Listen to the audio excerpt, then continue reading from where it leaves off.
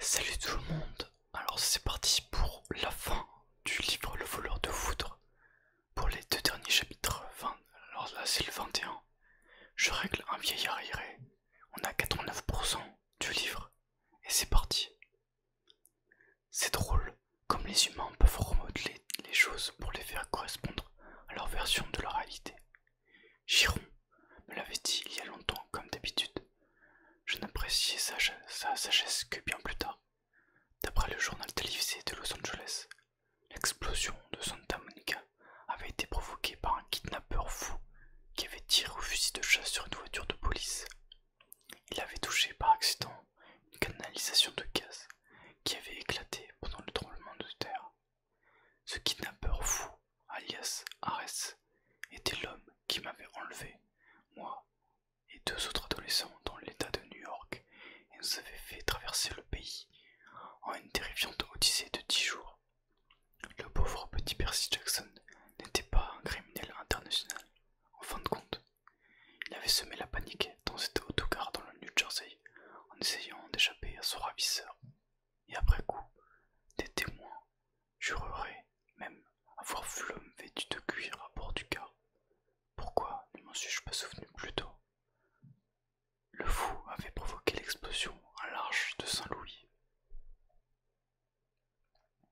D'ailleurs, comment un enfant aurait-il pu déclencher un tel désastre? Une serveuse inquiète avait vu l'homme menacer ses captifs devant son restaurant à Denver et elle avait demandé à un ami de les prendre en photo. Puis, elle avait averti la police. Finalement, le courageux Percy Jackson, je commençais à le trouver sympathique ce jeune, avait volé un fusil à son ravisseur à Los Angeles et l'avait affronté en duel armé sur la plage. La police était arrivée juste à temps, mais 5 voitures de police avaient été détruites dans la spectaculaire explosion. Et l'homme avait pris la fuite. Il n'y avait pas eu de victimes. Percy Jackson et ses amis étaient sous la garde de la police, sains et saufs. Les journalistes nous ont expliqué toute l'histoire. Nous nous sommes contentés de hocher la tête, de prendre un air larmoyant et épuisé, ce qui n'était pas difficile, et de jouer aux victimes devant les caméras.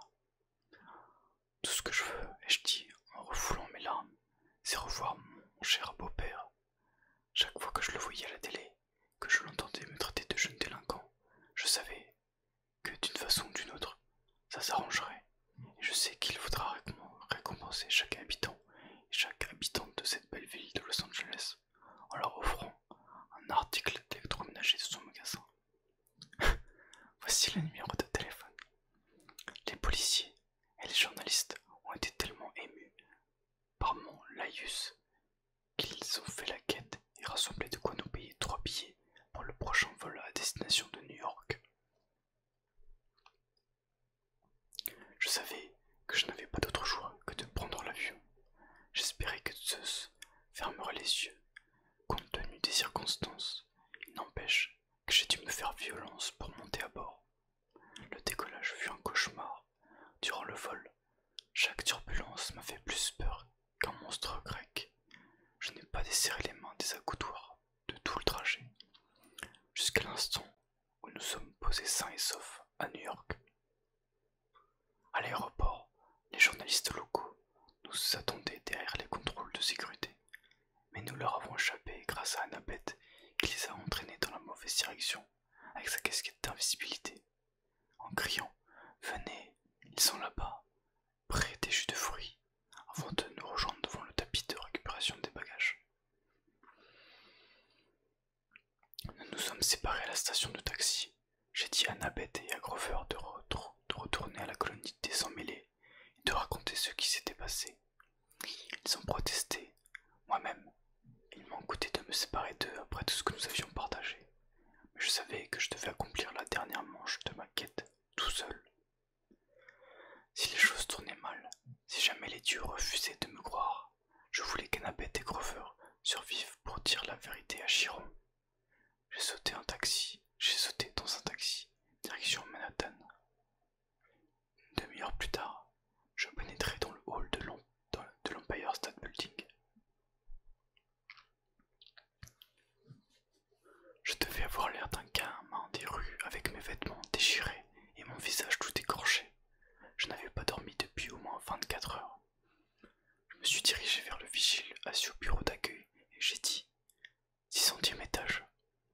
homme lisait un gros bouquin avec un dessin de sorcier en couverture. La fantaisie n'était pas un genre dont je raffolais, mais ce livre-là devait être captivant, car le vigile a mis un moment à lever la tête. Il n'y a pas de 600e étage, fiston. J'ai besoin d'une audience avec Zeus. Il m'a adressé un sourire sans expression. Pardon, vous m'avez entendu.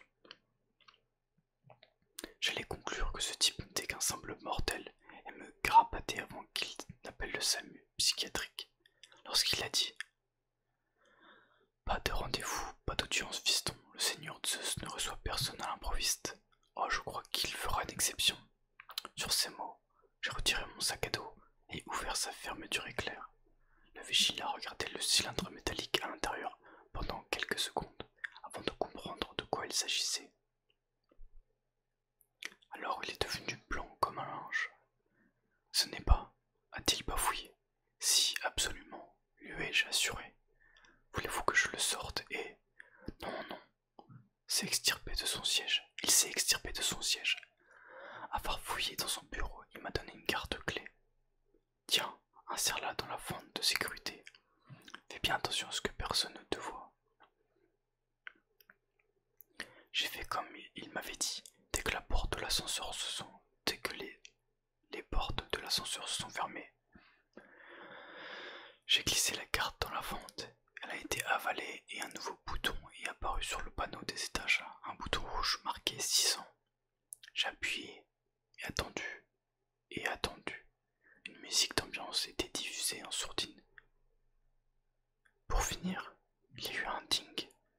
Les portes sont ouvertes en coulissant. Je suis sorti et j'ai failli avoir une crise cardiaque. J'étais debout sur une étroite passerelle, suspendue dans l'air. À mes pieds s'étendait Manhattan, vue de la hauteur d'un avion. Devant moi, un escalier de marbre blanc enjambait un nuage et grimpait dans le ciel. Mon regard suivit les marches jusqu'en haut, mais mon cerveau s'est refusé à croire mes yeux. Regarde de nouveau, disait mon cerveau. C'est tout vu, insistaient mes yeux. Il est bel et bien là. Au-dessus des nuages flottait le sommet décapité d'une montagne, couronnée de neige. Des dizaines de palais de plusieurs étages étaient accrochés sur les flancs, formant une cité somptueuse, tout en portique de colonnes blanches, terrasses dorées et brasseros de bronze brillant de mille feux. Des routes serpentaient en dessinant des zigzags délirants jusqu'au sommet, où le plus grand des palais scintillait contre la neige. Des jardins perchés en équilibre précaire débordaient d'oliviers et de rosiers en fleurs. J'ai aperçu un marché en plein air. Autant de toutes les couleurs, un amphithéâtre en pierre construit sur un des flancs de la montagne. Et sur l'autre, un hippodrome et un colisée. C'était une cité grecque antique à la différence qu'elle n'était pas en ruine. Elle était neuve, propre, riche en couleurs, comme Athènes avait dû l'être il y a quelques 2500 ans. Ce lieu ne peut pas être là, me suis-je dit, le sommet d'une montagne suspendue au-dessus de New York, comme un astéroïde d'1 milliard de tonnes. Comment une masse pareille pouvait-elle flotter au-dessus de l'Empire State Building, exposée au regard de millions de gens, sans que personne ne le remarque? Et pourtant, elle était bel et bien là, et moi aussi. J'ai traversé l'Olympe comme dans un brouillard. Je suis passé devant quelques nymphes sylvestres qui m'ont lancé des olives de leur jardin en bouffant de rire. Au marché, des vendeurs m'ont proposé de l'ambroisie en bâtonnet, un bouclier neuf, ainsi qu'une imitation de la toison d'or en véritable tisser lumineux, vu sur Télé et Héphaïstos. Les 9 muses accordaient leur instrument pour un concert en plein air, tandis qu'une petite foule de spectateurs se formait dans le parc. Des satyres, des naïades et quelques beaux ados qui devaient être des dieux et déesses mineurs. Personne ne semblait s'inquiéter d'une guerre civile imminente. En fait, ils paraissaient tous d'humeur festive. Certains se sont retournés sur mon passage et ont échangé des murmures. J'ai grimpé la route principale qui menait au grand palais du sommet. C'était la réplique inversée du palais des enfers. Là-bas, tout était noir et bronze. Ici, tout scintillait de plomb et d'argenté.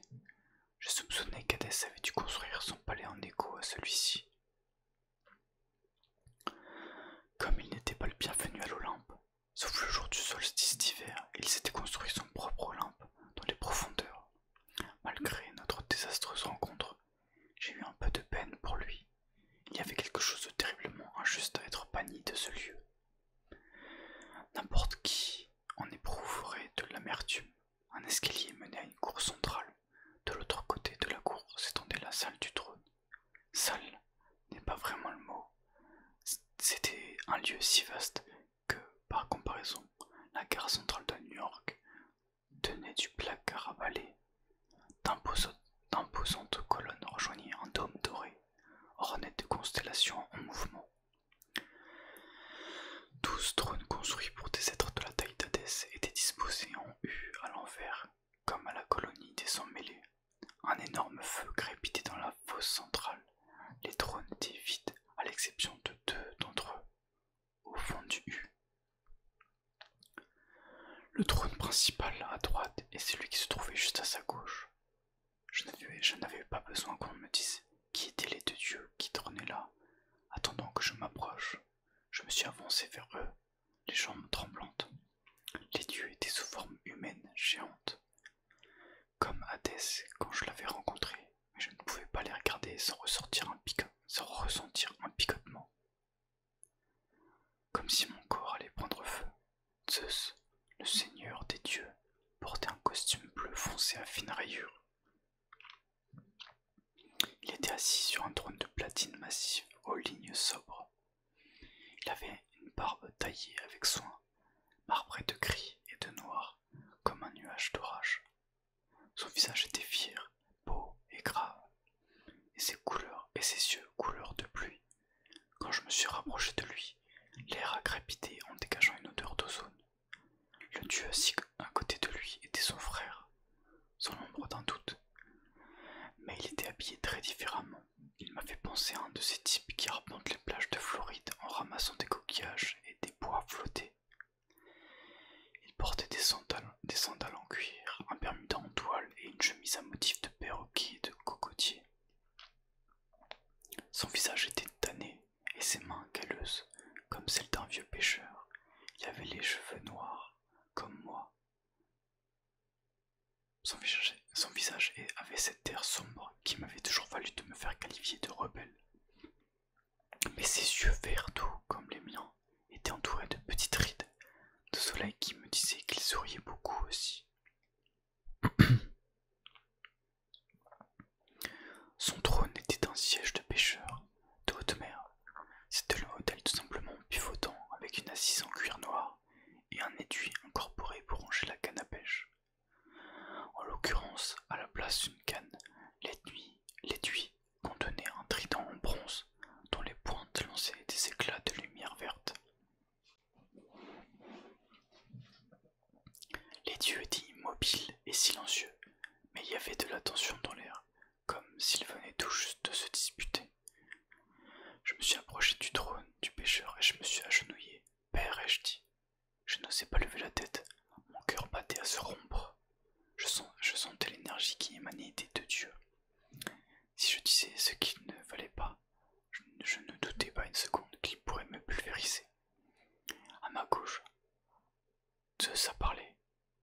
Tu ne crois pas que tu devrais dresser ta parole au maître des océans, d'abord petit. J'ai gardé la tête baissée et attendu. Paix, mon frère, a fini par dire Poséidon. Sa voix réveillait mes souvenirs les plus anciens, le rayonnement chaud que je me rappelais avoir ressenti bébé, le contact de la main de ce dieu sur mon front. Le garçon s'incline devant son père, rien de plus normal. Tu le reconnais donc toujours, a demandé Zeus d'un ton menaçant. Tu reconnais comme tient cet enfant que tu as engendré.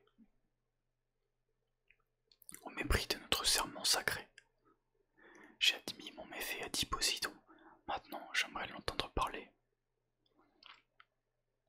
méfait. Une boule s'est formée dans ma gorge.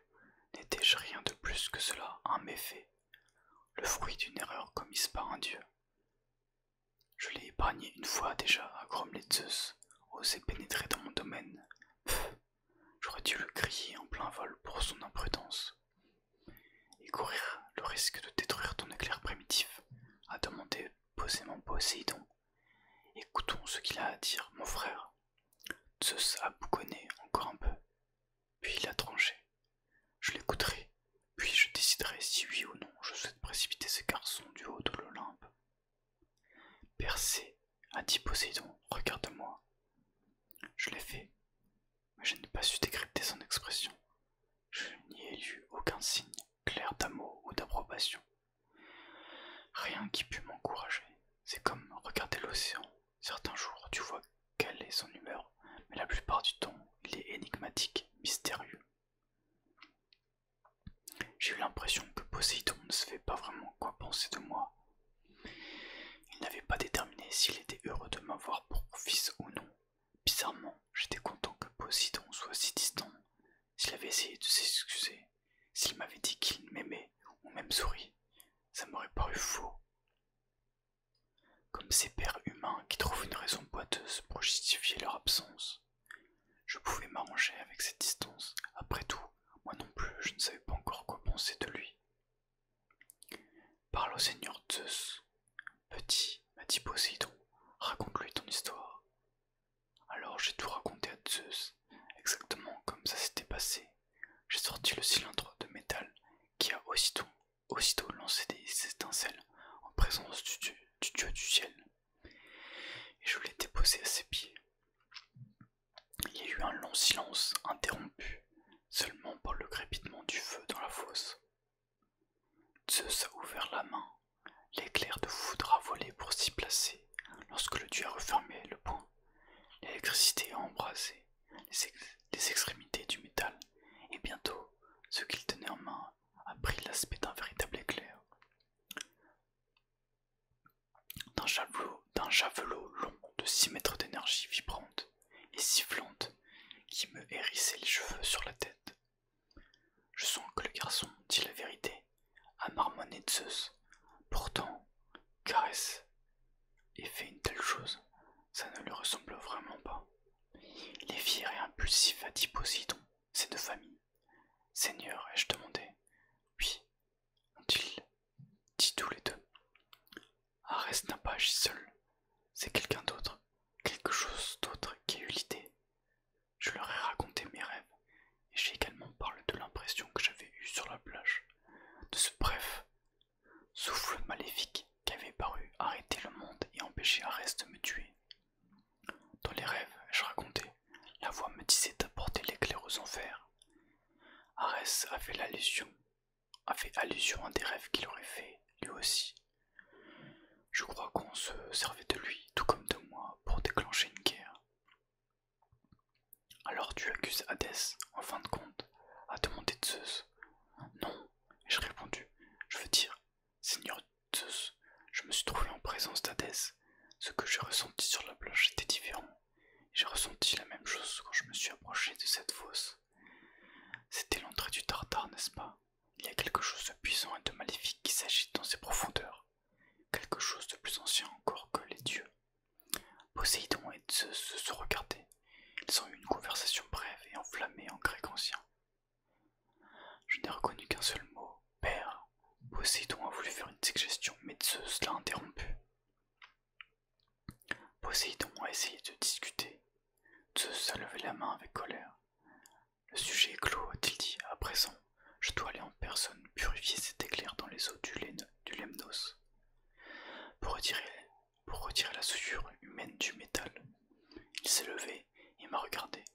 Son expression s'est adoucie d'un quart de degré. Tu m'as rendu service, petit. Peu de héros auraient pu en accomplir autant. J'ai eu de l'aide, Seigneur, ai-je dit. Grover Underwood et Annabeth Chase. En signe de remerciement, je t'épargnerai la vie. Je ne te fais pas confiance, Percy Jackson. Je n'aime pas ce que ton arrivée signifie pour l'avenir de l'Olympe. Mais pour préserver la paix dans la famille, je te laisserai vivre. Merci Seigneur. Ne t'avise pas de reprendre l'avion, que je ne te trouve pas ici à mon retour, où tu tâteras de cet éclair, et ce sera ta dernière sensation. Le tonnerre a ébranlé le palais dans un éclair de foudre aveuglant. Zeus a disparu. Je me suis retrouvé seul dans la salle du trône avec mon père. Ton oncle a soupiré Poséidon. A toujours eu un faible pour les sorties spectaculaires. Je pense qu'il aurait fait un excellent dieu du théâtre. Un silence gêné s'est installé. Seigneur, ai-je dit. Qu'y avait-il dans la fosse? Poséidon m'a regardé intensément. Tu n'as pas deviné. Cronos, ai-je dit, le roi des titans. Même dans la salle du trône de l'Olympe, loin du Tartare, le nom de Cronos a assombri la pièce, et le feu dans mon dos ne m'a plus paru si chaud. Poséidon a empoigné son trident. Pendant la première guerre Persie, Zeus a découpé notre père Cronos en 1000 morceaux, exactement comme Cronos l'avait fait avec son propre père. Uranus, Zeus a jeté les restes de Cronos dans la fosse la plus sombre du Tartare. L'armée des titans a été dispersée, leur forteresse de l'Etna a été détruite, et leurs alliés monstrueux ont été chassés aux confins de la terre. Mais les titans ne peuvent pas mourir, pas plus que les dieux. Ce qu'il reste de Cronos est toujours en vie, sous une forme hideuse, toujours conscient dans sa douleur éternelle, toujours affamé de pouvoir. Il guérit, ai-je dit, il revient.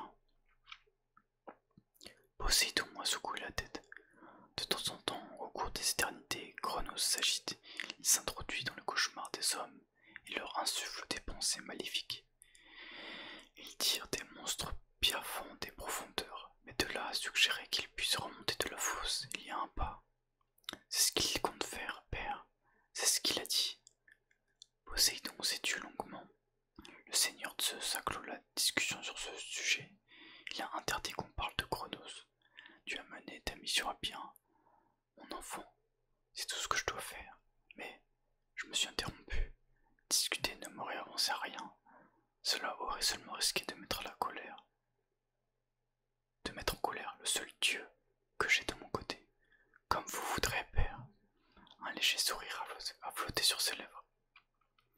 L'obéissance ne devient pas facilement un. Non, Seigneur.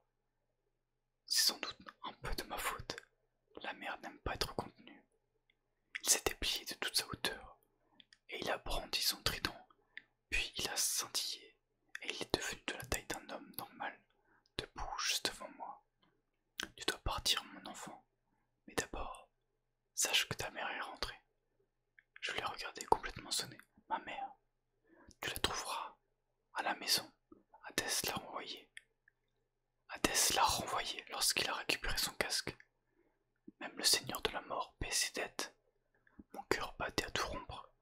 Je n'arrivais pas à y croire. Est-ce que vous auriez-vous?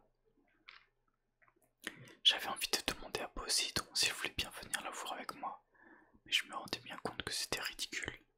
Je me suis imaginé mettant le dieu de la mer dans un taxi pour le ramener à la maison. S'il avait voulu voir ma mère pendant toutes ces années, il l'aurait fait, et je devais tenir compte de la présence de cabis plus grave aussi. Une certaine tristesse s'élut dans les yeux de Poséidon.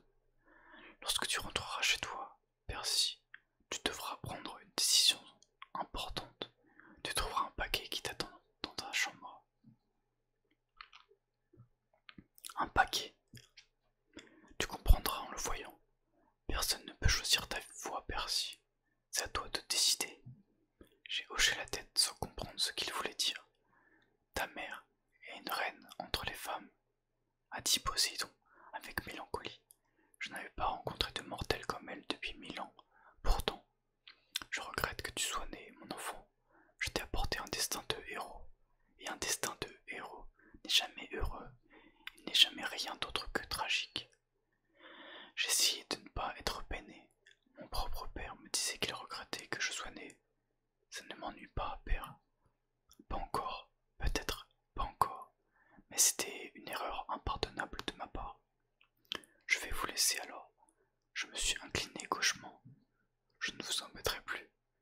J'avais fait 5 pas lorsque percé. Je me suis retourné.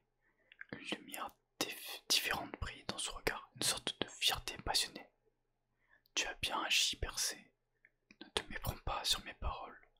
Quoi que tu puisses faire d'autre, sache que tu m'appartiens.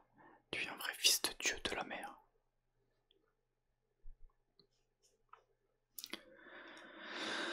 Lorsque j'ai traversé la cité des dieux, dans le sens inverse, les conversations se sont arrêtées à mon passage. Les muses ont interrompu leur concert, les gens, les satyres et les naïades se tournaient tous vers moi, le visage empreint de respect et de gratitude, et s'agenouillaient comme si j'étais une sorte de héros.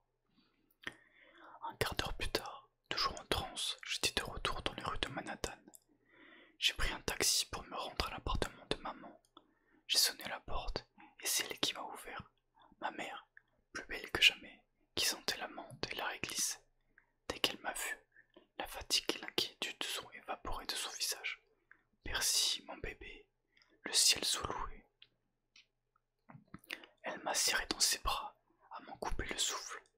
Nous étions debout dans le hall, et elle passait sa main dans mes cheveux en pleurant. Je l'avoue, j'avais les yeux embués, moi aussi. Je tremblais tellement, j'étais soulagé de la voir. Elle m'a raconté qu'elle avait débarqué à l'appartement ce matin, collant une peur bleue à Gabi. Elle ne se souvenait de rien. Après le Minotaure, elle avait refusé de croire Gabi quand il lui avait dit que j'étais un criminel recherché qui parcourait le pays. En faisant sauter des monuments nationaux, elle s'était rongée d'inquiétude toute la journée parce qu'elle n'avait pas entendu les nouvelles. Gabi l'avait forcée à aller travailler en lui disant qu'elle avait un mois de salaire à rattraper et qu'elle avait intérêt à s'y mettre tout de suite. J'ai ravalé ma colère et je lui ai raconté mon histoire. J'ai essayé de la faire paraître moins dangereuse qu'elle ne l'avait été, mais ce n'était pas facile. J'arrivais tout juste au combat avec Arès quand la voix de Gabi, en provenance du salon, nous a interrompus. Alors Sally, ça vient ce pain de viande. Maman fermait les yeux. Ça ne va pas lui faire plaisir de te voir, Percy. Le magasin a reçu des milliers d'appels téléphoniques de Los Angeles. Aujourd'hui, l'histoire d'appareil ménager gratuit. Ah ouais, que je t'explique. Elle m'a adressé un sourire en coin. Essaye juste de ne pas le mettre encore plus en colère, d'accord? Pendant le mois de mon absence, l'appartement s'était transformé en capillante. Une couche épaisse de détritus recouvrait la moquette. Le canapé disparaissait sous les canettes de bière. Des chaussettes et des slips sales pendaient aux abat-jours. Gabi et trois de ses gros acolytes jouent au poker autour de la table. En me voyant, Gabi a ouvert la bouche, si grand qu'il en a perdu son cigare. Il est devenu écarlate. Tu as du culot de venir ici, petit voyou. Je croyais que la police... Il n'est pas recherché, en fin de compte, a glissé ma mère. N'est-ce pas merveilleux, Gabi? Le regard de Gabi allait de ma mère à moi. Il n'avait pas l'air de trouver mon retour si merveilleux. Déjà que j'ai dû rendre l'argent de ton assurance vie. Sally, a-t-il grogné. Passe-moi le téléphone. Je vais appeler les flics. Gabi, non. Il a dressé les sourcils. Non, tu as dit non. T'imagines que je vais tolérer ce voyou de nouveau? Je peux encore le poursuivre pour avoir bousillé ma Camaro. Mais Gabi a levé la main et ma mère a tressailli. Soudain, pour la première fois, j'ai compris quelque chose. Gabi avait déjà frappé ma mère. Je ne savais pas quand, ni si ça s'était produit souvent, mais j'étais certain qu'il l'avait fait. Peut-être que ça durait depuis des années quand je n'étais pas là. Une énorme bulle de colère gonflait dans ma poitrine. Je me suis approché de Gabi en sortant instinctivement mon stylo de ma poche. Il a ricané. Tu vas me dénoncer par courrier, petit voyou. Si tu me touches, tu vas en prison pour le restant de tes jours pichés. Et Gabi, est intervenu son ami Eddie. C'est qu'un gosse. Gabi lui a lancé un regard plein de reproches et l'a imité d'une voix de fossé. C'est qu'un gosse. Ses autres amis ont gloussé comme des imbéciles. Je vais être gentil avec toi, petit voyou. Je te donne 5 minutes pour emballer tes affaires et fiche le camp. Après j'appelle la police. Gabi a plaidé ma mère. Il a fugué, a dit Gabi. Pas la peine qu'il revienne. Il m'empêcher de décapuchonner de turbulence, mais même si je le faisais, la lame ne blessait pas les humains, et Gabi, dans l'acceptation la plus large du mot, était humain. Ma mère m'a attrapé par le bras. S'il te plaît, Percy, viens, allons dans ta chambre. Je l'ai laissé m'entraîner encore tremblant de rage. Ma chambre coulait sous le foutoir de Gabi.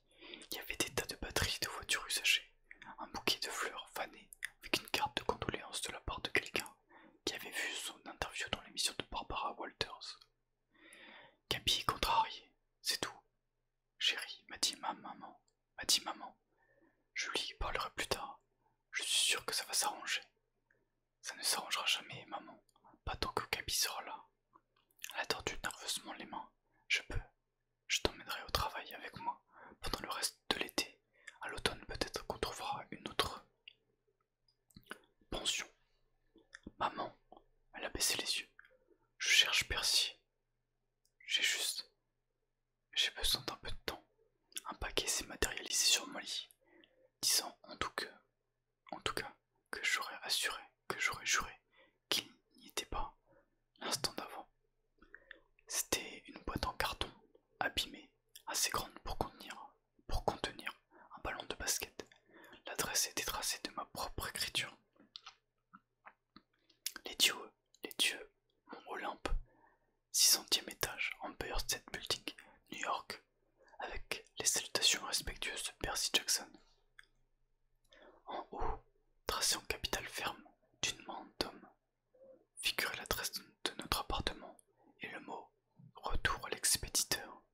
Soudain, j'ai compris ce que Poséidon m'avait dit à l'Olympe. Un paquet, une décision, quoi que tu puisses faire d'autre, sache que tu m'appartiens. Tu es un vrai fils du dieu de la mer. J'ai regardé ma mère. Maman, veux-tu te débarrasser de Gabi? Percy, ce n'est pas si simple. Maman, réponds-moi simplement.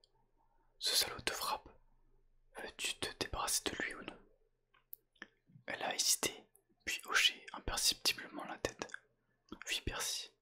Et j'essaie de rassembler mon courage pour le mettre à la porte. Mais tu ne peux pas le faire à ma place. Tu ne peux pas régler mes problèmes. J'ai regardé la boîte. Je pouvais régler sans problème.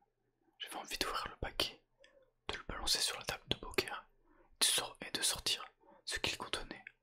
Je pouvais commencer ma propre collection de statues de jardin, ici, même dans notre salon. C'est ce que ferait un héros grec dans les histoires, et je pensais, c'est ce que mérite Gabi. Mais l'histoire d'un héros se terminait toujours en tragédie. Poséidon me l'avait dit. J'ai repensé aux enfers. J'ai imaginé l'esprit de Gabi errant pour toujours dans les champs d'asphodèle ou condamné à je ne sais quelle torture abominable derrière les barbelés des champs du châtiment. Une partie de poker éternel, assis dans de l'huile. Dans de l'huile bouillante, jusqu'à la taille en écoutant de la musique d'opéra. Avais-je le droit d'envoyer quelqu'un là-bas, même Gabi? Il y a un mois, je n'aurais pas hésité. Maintenant, je peux le faire, ai-je dit à ma mère. Suffit qu'il jette un coup d'œil à l'intérieur de cette boîte, et il ne t'en mettra plus jamais. Elle a regardé le paquet et a paru comprendre immédiatement. Non, Percy, a-t-elle dit en reculant d'un pas. Tu ne peux pas. Poséidon a dit que tu étais une reine, ai-je ajouté. Il a dit qu'il n'avait pas rencontré de femme comme toi depuis 1000 ans. Maman a rougi. Percy, tu mérites mieux que ça, maman. Tu devrais aller à l'université, passer ton diplôme. Tu peux écrire ton roman, rencontrer quelqu'un de bien, peut-être vivre dans une belle maison. Tu n'as plus besoin de me protéger en restant avec Gabi. Laisse-moi te débarrasser de lui. Elle a essuyé une larme sur sa joue. Tu me rappelles tellement ton père, a-t-elle dit. Une fois, il m'a proposé d'arrêter la marée pour moi. Il m'a proposé de me construire un palais en fond de la mer. Il pensait qu'il pouvait résoudre tous mes problèmes d'un geste de la main. Et pourquoi pas? Elle m'a scruté de ses yeux multicolores, pour sonder le tréfonds de mon cœur.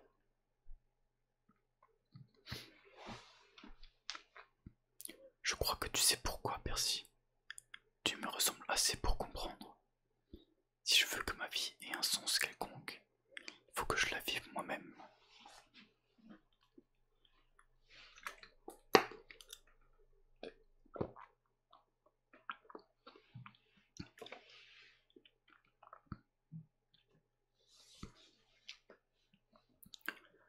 pas laisser un dieu s'occuper de moi ou de mon fils. Je dois trouver le courage en moi-même. Ta mission me l'a rappelé. Nous avons écouté un instant le tintement des jetons de poker, les jurons et le bruit de la télé qui venait du salon.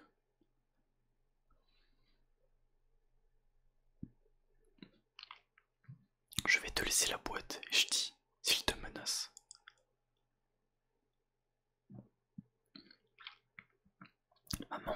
Maman était pâle, mais elle a hoché la tête. Où vas-tu aller, Percy? À la colline des Sans-Mêlés. Pour l'été ou pour toujours? Je crois que ça va dépendre. Nos regards se sont croisés et j'ai senti que nous passions en accord tacite. Nous ferions le point à la fin de l'été. Elle m'a embrassé sur le front. Tu seras un héros, Percy. Tu seras le plus grand de tous. J'ai jeté un dernier regard à ma chambre. J'avais le pressentiment que je ne la referais jamais. Puis, ma mère m'a accompagné à la porte de l'appartement. Tu pars déjà, voyou, annonçait Gaby dans mon dos. Bon débarras. J'ai eu un dernier pincement de doute. Comment pouvais-je laisser passer une occasion si parfaite de me venger de lui? Je le laissais là sans sauver ma mère. Et Sally, a-t-il hurlé, alors ce pain de viande. Une lueur de colère froide s'allumait dans les yeux de ma mère, et je me suis dit, au fond, que je la laissais peut-être entre de bonnes mains, les siennes. Le pain de viande arrive tout de suite, chérie, a-t-elle dit à Gaby. Tu vas voir, c'est la surprise du chef. Là-dessus, elle m'a lancé un clin d'œil. La dernière chose que j'ai vue pendant que la porte se refermait, c'était ma mère qui regardait Gaby comme si elle se demandait à quoi elle ressemblait en statue de jardin. Et voilà, c'est la fin du chapitre 21. Chapitre 22. La prophétie se réalise. Nous étions les premiers héros à revenir vivants à la colline des Sans-Mêlés depuis Luc. Aussi, bien sûr, tout le monde nous a reçus comme si nous avions gagné un concours de télé-réalité. Selon la tradition de la colonie, nous avons assisté à une grande fête donnée en notre honneur, coiffée de couronnes de laurier. Puis, nous avons mené une procession jusqu'au feu de joie où nous avons brûlé les linceuls que nos bungalows avaient fait pour nous en notre absence. Le linceul d'Annabeth était tellement beau, en soie grise, avec des chouettes brodées, que je lui ai dit qu'il était vraiment dommage de ne pas l'enterrer dedans. Elle m'a donné un petit coup de poing en me disant de me taire. En tant que fils de Poséidon, je n'avais pas de camarades de bungalow. Aussi, les Arès s'étaient-ils portés volontaires pour faire mon linceul. Ils avaient pris un vieux drap et peint sur tout le tour des têtes à Toto avec les yeux barrés d'une croix, plus le mot loser en très grosses lettres au milieu. J'ai pris plaisir à le brûler. Ce sont les Apollons qui ont dirigé les champs et ont distribué les marshmallows grillés au chocolat. J'étais entouré de mes anciens camarades du bungalow Hermès, des amis d'Annabeth, de chez Athéna et des copains satires de Grover, qui admirent le permis de chercheur flambant neuf que lui avait décerné le conseil des sabots vendus. Les anciens avaient qualifié le comportement de Grover dans la quête de courageux jusqu'à l'indigestion, cornes et moustaches au-dessus de tout ce que nous avons jamais vu par le passé. Les seuls à ne pas avoir le cœur à la fête, c'étaient Clarisse et ses compagnons de bacalo, et les regards venimeux qu'ils me lançaient me disaient qu'ils ne pardonneraient jamais d'avoir déshonoré leur père. Ça ne me posait pas de problème, même le discours de bienvenue de Dionysos n'a pas réussi à me décourager. Oui, le petit morveux ne s'est pas fait tuer. Maintenant, il va avoir encore plus la grosse tête. Bon ben, hurrah pour ça. Et dans un autre registre, il n'y aura pas de course de canoë ce samedi.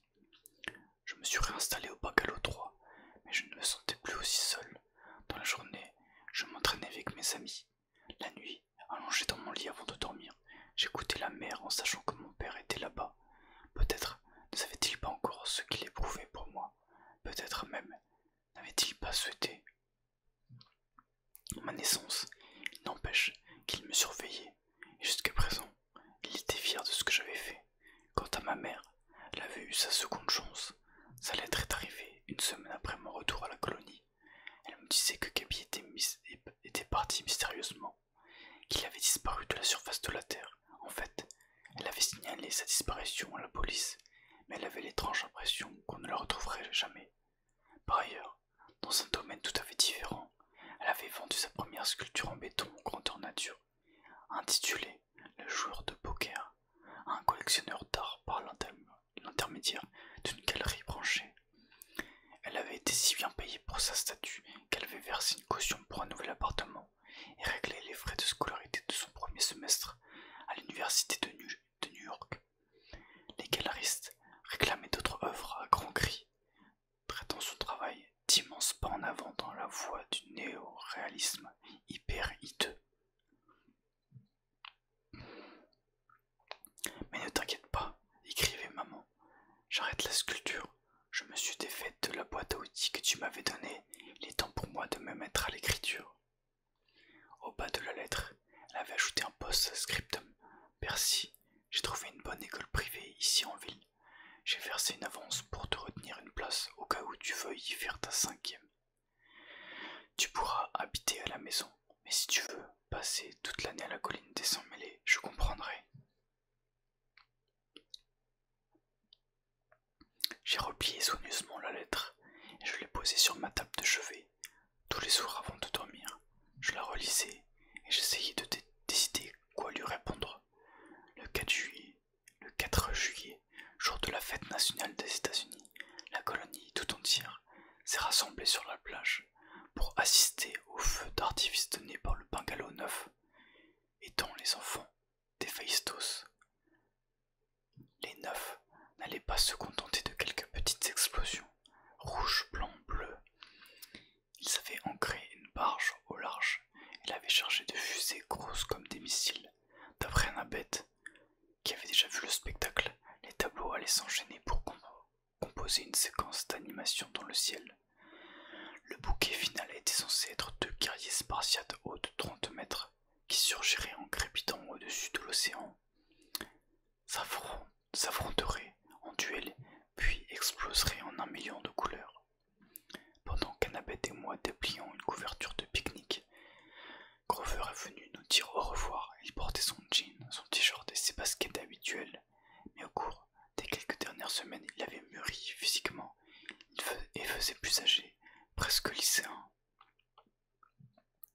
Sa barbiche s'était épaissie et lui-même s'était étoffé. Ses cornes avaient poussé d'au moins 2 bons centimètres, ce qui allait l'obliger à porter son béret de rasta en permanence afin de se passer pour un humain.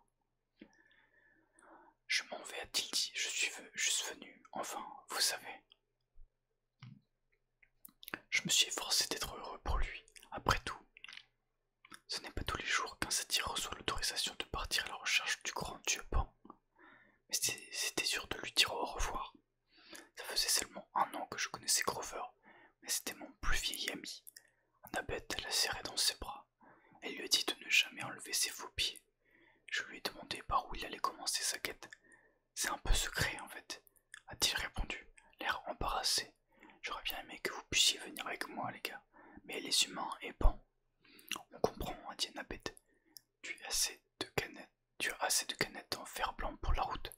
Ouais, et tu n'as pas oublié ta flûte de Pan.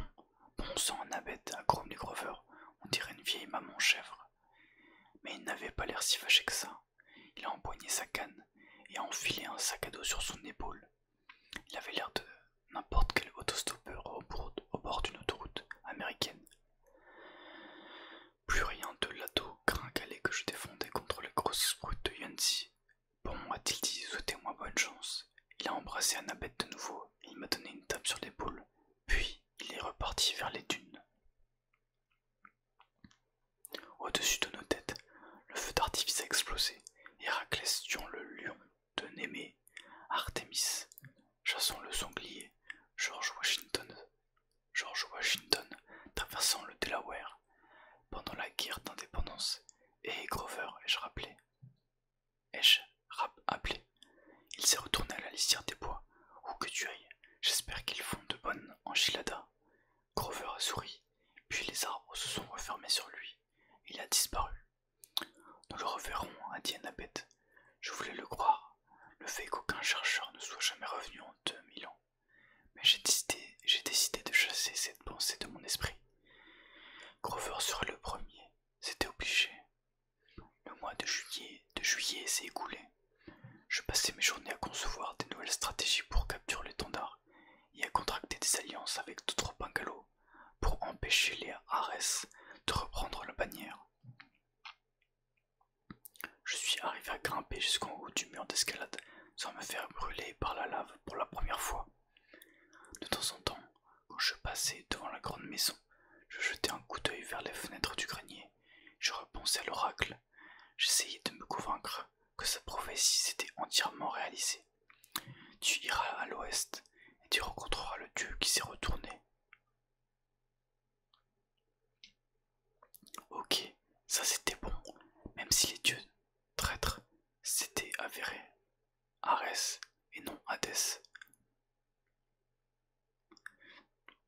Tu retrouveras ce qui fut volé et tu le verras restitué sans dommage. Ton acte, un éclair primitif livré à bon port, un casque d'invisibilité de retour sur la chevelure grasse d'Hadès. Tu seras trahi par quelqu'un qui se dit ton ami. Cette phrase-là me tracassait encore. Arès avait fait semblant d'être mon ami, puis il m'avait trahi. Ça devait être ce que voulait dire l'oracle. Et à la fin, tu ne parviendras pas à sauver ce qui compte le plus. Effectivement, je n'étais pas parvenu à sauver ma mère, mais seulement parce que je l'avais laissée se sauver elle-même, et je savais que j'avais pris la bonne décision. Alors pourquoi étais-je encore inquiet? La dernière soirée de la session d'été est arrivée bien trop vite. Les pensionnaires ont pris un dernier repas ensemble. Nous avons brûlé une partie de notre dîner pour les dieux. Au feu de camp, les grands conseillers ont attribué les perles de l'été. J'ai reçu mon propre lien de cuir, et quand j'ai vu la perle de mon premier été, je me suis réjoui que la lumière du feu cache ma rougeur subite. Le motif était noir profond, avec un trident vert d'eau qui scintillait au milieu. Le choix a été unanime, a annoncé Luc. Cette perle commémore l'arrivée du premier fils de Dieu, du dieu de la mer, à cette colonie et la quête qui l'a mené dans les tréfonds les plus sombres des enfers pour empêcher une guerre. Tous les pensionnaires se sont levés et ont applaudi, même les Arès se sont sentis obligés de se lever. Les Athéna ont poussé Annabeth sur le devant pour qu'elle partage les acclamations avec moi. Je crois que je ne m'étais jamais senti aussi heureux ou aussi triste qu'en cet instant. J'avais enfin trouvé une famille, des gens qui m'aimaient et qui pensaient que j'avais quelque chose de bien, et au matin, la plupart d'entre eux s'en iraient pour toute l'année. Le lendemain matin, j'ai trouvé une lettre circulaire sur ma table de chevet. J'ai deviné que c'était Dionysos qui l'avait complétée car il s'obstinait à écorcher mon nom. Cher Peter Johnson. Si vous comptez rester à la colonie des emmêlés pour toute l'année scolaire, vous devez en informer la grande maison aujourd'hui avant midi. Si vous ne nous faites pas part de vos intentions, nous en déduirons que vous avez libéré votre bungalow. Ou péri d'une mort atroce. Des harpies de ménage se mettront au travail au coucher du soleil. Elles seront autorisées à manger les éventuels pensionnaires non inscrits. Tous les effets personnels abandonnés sur place seront incinérés dans la fosse à lave. Bonne journée, monsieur T, directeur de la colonie conseil olympien numéro 12.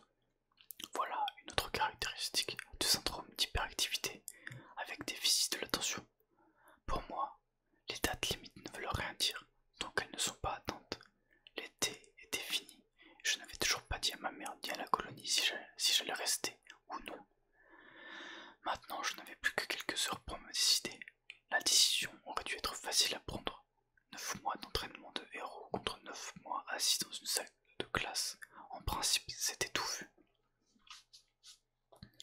Seulement, il y avait ma mère. Pour la première fois, j'avais l'occasion de vivre avec elle une année entière, sans Gabi. Je pouvais rester à la maison ou me promener dans la ville pendant mon temps libre. Je me suis souvenu de ce qu'Annabeth avait dit au début de notre quête. Il y avait si longtemps. Les monstres sont dans le monde réel. là seulement que tu peux découvrir ce que tu vaux. J'ai repensé au sort de Thalia, fille de Zeus.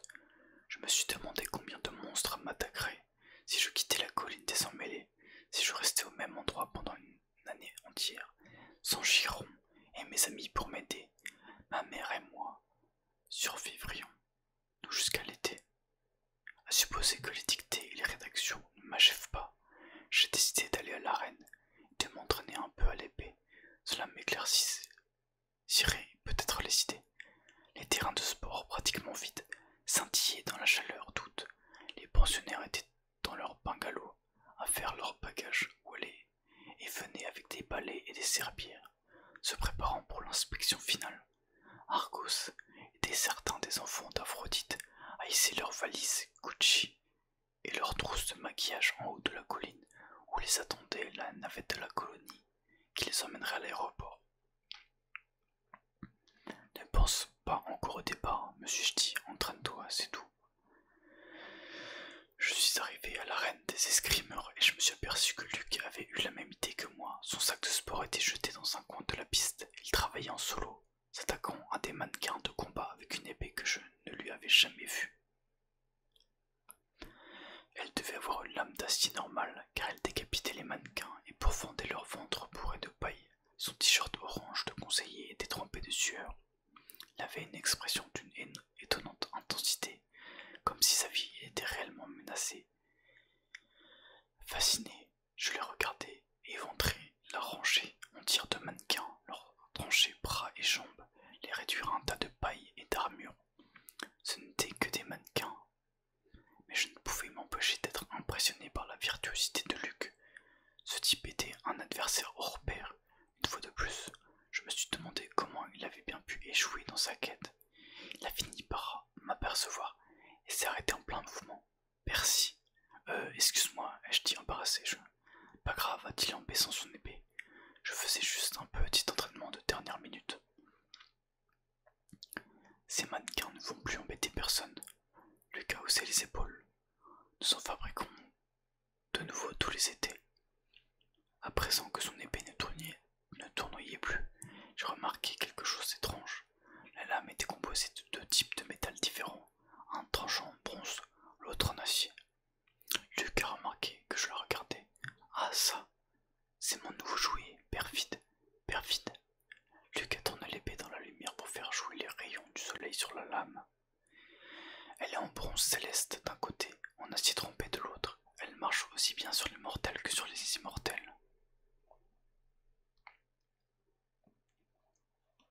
J'ai repensé à ce que Chiron m'avait dit avant que je parte pour ma quête, qu'un héros ne devait jamais faire de mal à des mortels à moins d'y être véritablement contraint. Je ne savais pas qu'on pouvait faire des armes de ce type. On ne peut sans doute pas. Ah, qui c'est, Luc? Elle est unique en son genre. Il m'a adressé un petit sourire, puis il a glissé l'épée dans son fourreau.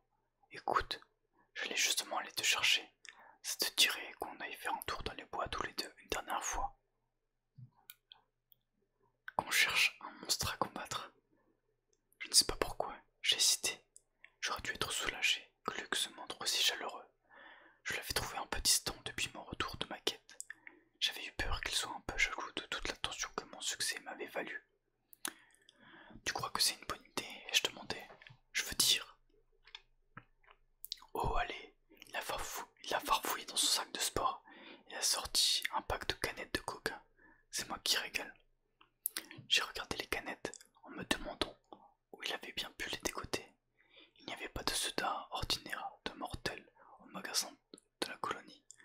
Impossible d'en faire entrer en douce, à moins peut-être de s'entendre avec un satyre. Et bien sûr, les verres magiques du réfectoire se remplissaient de n'importe quelle boisson de son choix. Mais ça n'avait pas le même goût qu'un vrai coca qu'on boit, même la canette. Sucre et caféine, ma volonté s'est effritée. Bien sûr, je devais décider, pourquoi pas. Nous sommes allés dans les bois et avons cherché des monstres à combattre pendant quelques instants, mais il faisait bien trop chaud. Tous les monstres, un tout petit peu malins, devaient faire la sieste au frais dans leur grotte. Nous avons trouvé un coin ombragé près du ruisseau, où j'avais cassé la lance de Clarisse lors de ma première partie de capture l'étendard. Nous nous sommes assis sur un gros rocher. Nous avons remarqué la lumière jouer dans les arbres en buvant du coca. Au bout d'un moment, Luc m'a dit « Ça te manque d'être sur une quête ?» Avec des monstres qui m'attaquent tous les 3 pas. Tu rigoles. Luc a levé un sourcil. Ouais, ça me manque, ai-je avoué. Et toi? Une ombre est passée sur son visage. J'avais l'habitude d'entendre les filles s'extasier sur le charme et la beauté de Luc. Mais en cet instant, il avait l'air fatigué, en colère, et pas du tout charmant. Ses cheveux blonds étaient gris à la lumière du soleil. Sa cicatrice au visage paraissait plus profonde que d'habitude.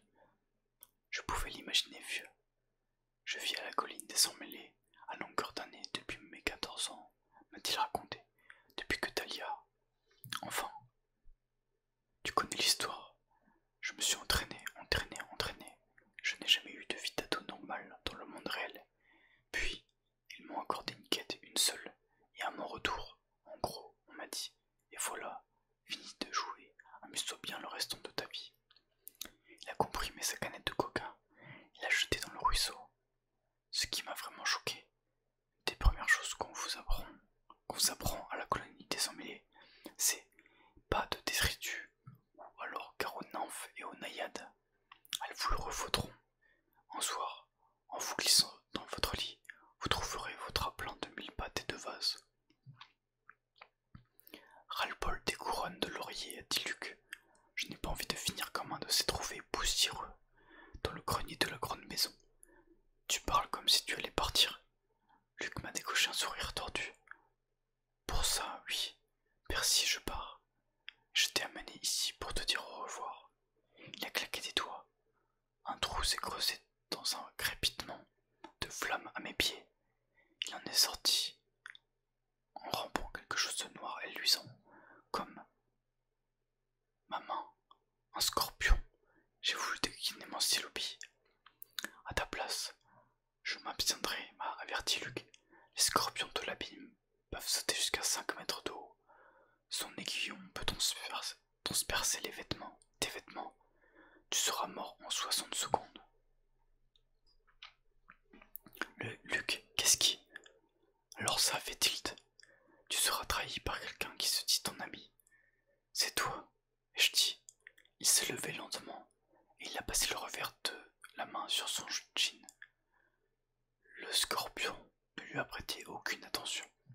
Gardant ses petits yeux noirs rivés sur moi, il s'est mis à ramper sur ma chaussure. En serrant les pinces, j'ai vu beaucoup de choses en sortant dans le monde réel. Percy, a dit Luc, ne l'as-tu pas senti? L'obscurité qui s'amasse, les monstres qui deviennent plus forts. Ne t'es-tu pas rendu compte à quel point tout cela était vain? Tous ces numéros d'héroïsme où nous sommes les pions des dieux de l'Olympe. Ils auraient dû être détrônés depuis des milliers d'années, mais ils s'accrochent grâce à nous, les Sans-Mêlés. Je n'arrivais pas à croire que ceci se passait pour de vrai. Luc, c'est de nos parents que tu parles. Il a ri. Et alors, je devrais les aimer. Je préfère servir le seigneur des titans. Tu es aussi dingue, Caresse. Les yeux de Luc se sont enflammés. Arès est un imbécile. Il n'a jamais compris quel maître il servait en réalité. Si j'avais le temps, je pourrais t'expliquer tout ça. Mais j'ai bien peur que tu ne vives pas assez longtemps. Le scorpion est monté sur la jambe de mon pantalon. Il devait y avoir une issue. J'avais besoin de temps pour réfléchir. Chronos, ai-je dit. C'est lui que tu sais. L'air a rafraîchi. Tu devrais faire attention au nom que tu prononces, a dit Luc. Chronos t'a ordonné de voler l'éclair primitif et le casque. Il t'a parlé dans tes rêves. La paupière de Luc a tressailli. À toi aussi il t'a parlé, Percy. Tu aurais dû l'écouter. Il te manipule, Luc. Tu te trompes. Il m'a montré à quel point mes talents étaient gaspillés. Tu sais quelle était ma quête il y a 2 ans, Percy. Mon père, Hermès, voulait que je vole une pomme d'or au jardin des Hespérides et que je le rapporte à l'Olympe. Avec tout l'entraînement que j'avais,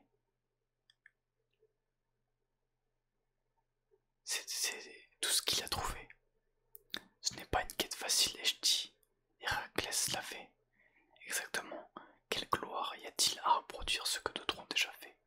La seule chose que les dieux savent faire, c'est rejouer leur passé.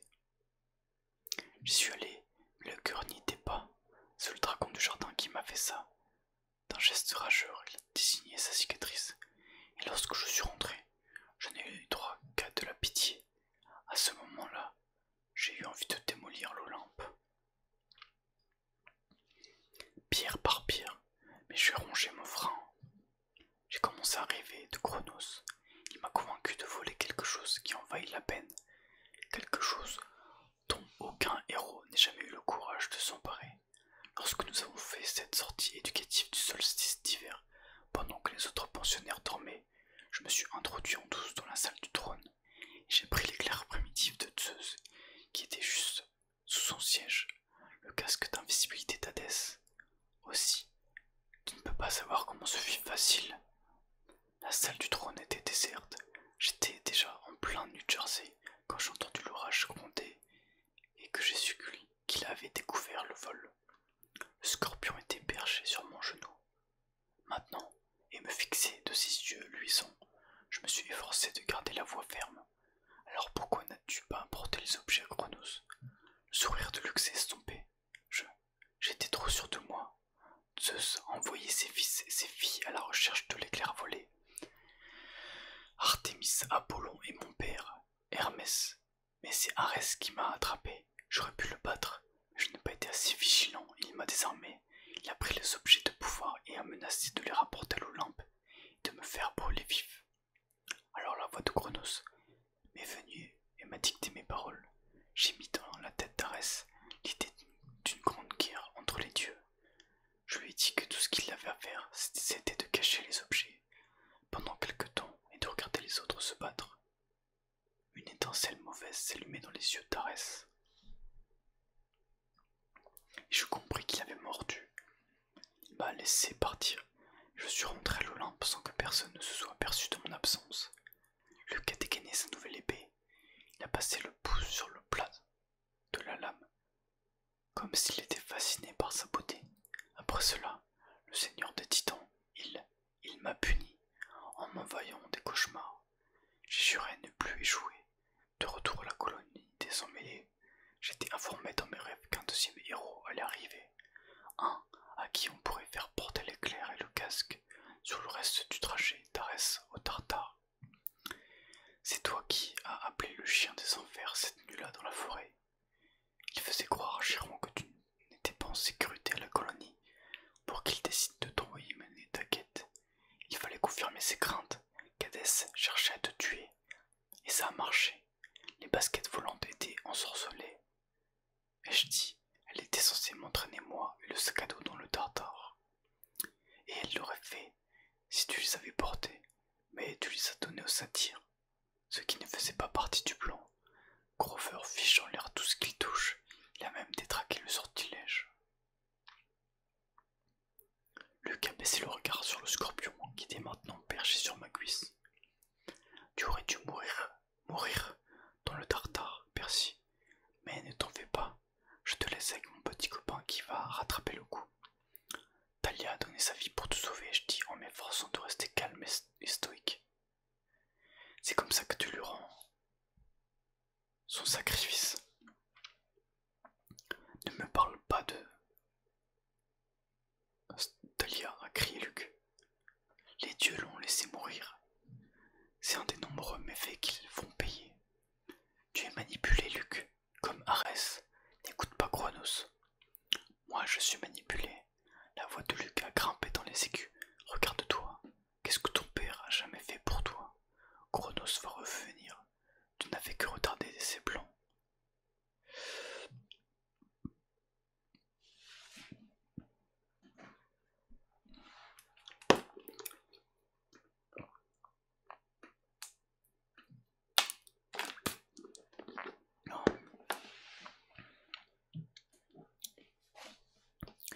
Il jettera les Olympiens dans le Tartare et renverra l'humanité à ses cavernes. Tous les humains, sauf les plus forts, ceux qui le servent. Rappelle la bestiole et je dis, si tu es si fort, affronte-moi toi-même. Luc a souri. Jolie tentative, Percy, mais je ne suis pas Arès. pas à l'hameçon. Monseigneur attend, il a plein de missions à me confier. Luc. Au revoir, Percy. Un nouvel âge d'or arrive, et tu n'en feras pas partie. Il a tracé un arc de cercle dans l'air avec son épée, et il a disparu dans une ondulation d'obscurité. Le scorpion sautait. Je l'ai repoussé du revers de la main, et j'ai décapuchonné mon épée. La bestiole a bondi vers moi, et je l'ai coupée en deux en pleine trajectoire. J'allais me féliciter lorsque j'ai remarqué ma main. J'avais la paume parée d'une énorme boursouflure rouge qui fumait et dégageait une substance visqueuse et jaunâtre. Le scorpion m'avait eu en fin de compte. Mes oreilles bourdonnaient, mes yeux se sont voilés. L'eau, ai-je pensé, elle m'avait guéri en d'autres occasions. Je me suis traîné jusqu'au ruisseau, j'y ai plongé la main, mais il ne s'est rien passé. Le poison était trop fort. Ma vision s'obscurcissait, je tenais à peine debout. 60 secondes, m'avait dit Luc. Il fallait que je rentre à la colonie. Si je m'effondrais ici, mon corps servirait de dîner à un monstre quelconque, et personne ne saurait ce qui était arrivé. J'avais les jambes lourdes, comme du plomb. Mon front me brûlait. Je me suis dirigé en titubant vers la colonie, et les nymphes sont sorties de leurs arbres. Aidez-moi, ai-je dit dans un râle, s'il vous plaît. Deux d'entre elles m'ont attrapé par les bras et m'ont entraîné. Je me souviens d'être arrivé à la clairière. Je me souviens d'un conseiller qui appelait des secours en criant, d'un centaure soufflant dans sa conque. Puis tout est devenu noir. Je me suis réveillé avec une paille dans la bouche. Je sirotais quelque chose qui avait un goût de cookie au chocolat liquide. Du nectar. J'ai ouvert les yeux. J'étais au lit, calé par des oreillers, dans l'infirmerie de la grande maison, la main droite emmaillotée comme un poupon. Arcos montait la garde dans un coin. Annabeth était assise à mon chevet, un verre de nectar à la main, me tamponnait le front avec une serviette éponge. On prend les mêmes et on recommence, ai-je dit. Espèce d'idiot, a dit Annabeth, ce qui m'a fait comprendre qu'elle était folle de joie de me voir conscient.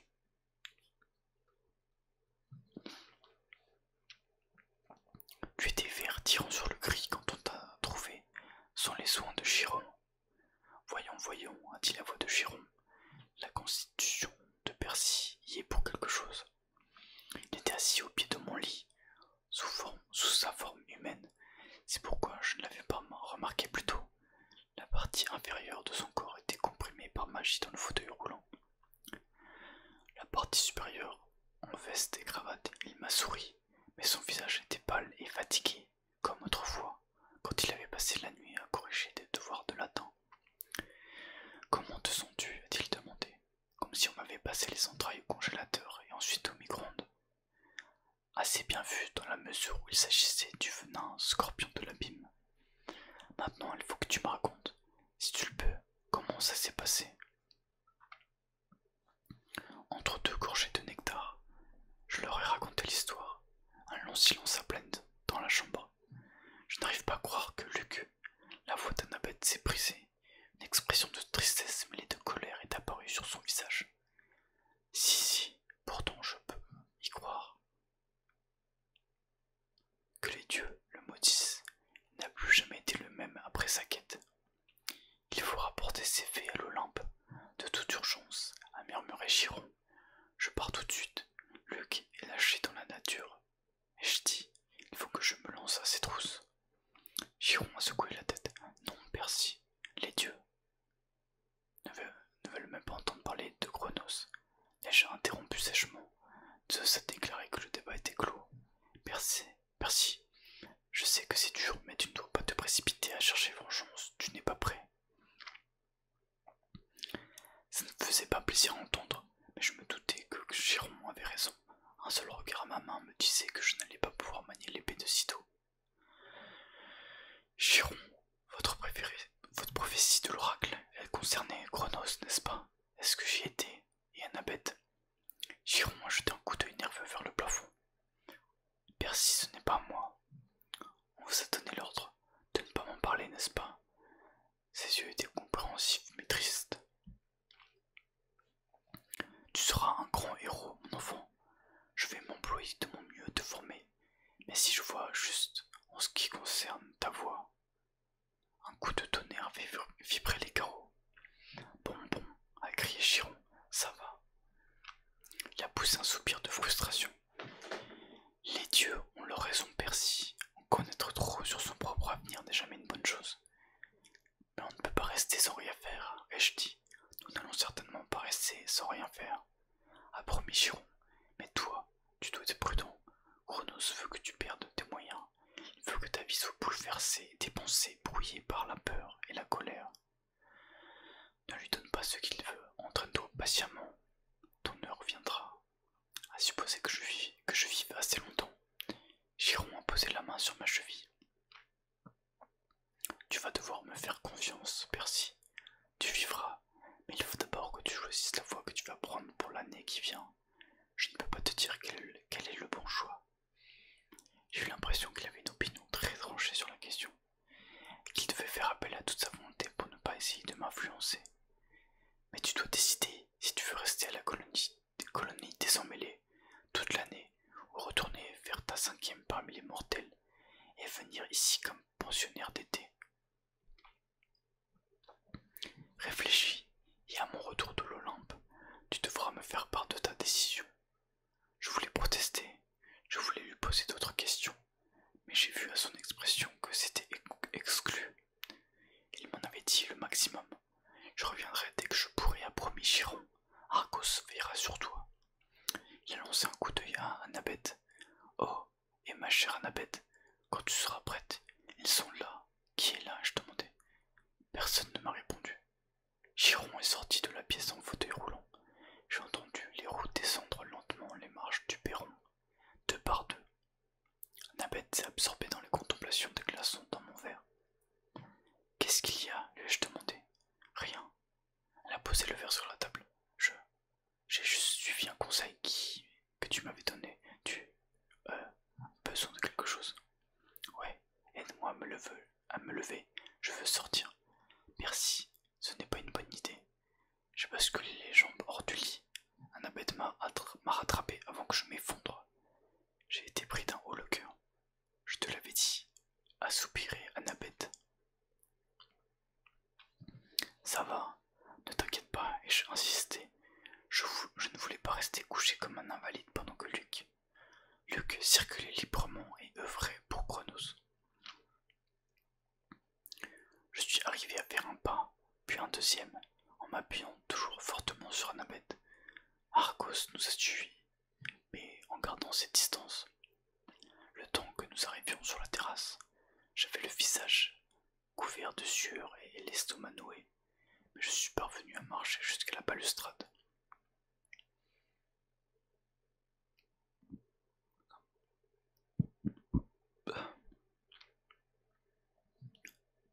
C'était le crépuscule, la colonie avait l'air complètement abandonnée, les bungalows étaient tous éteints et le terrain de volley-ball désert et silencieux.